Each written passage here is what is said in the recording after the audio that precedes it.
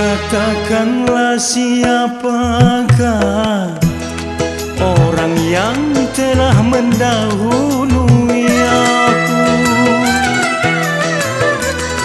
Katakanlah siapakah orang yang telah mendahului aku. Andainya kau katakan sebelum perkawinan, tak akan menjadi rasa penyesalan. Malam pertama ku tambahkan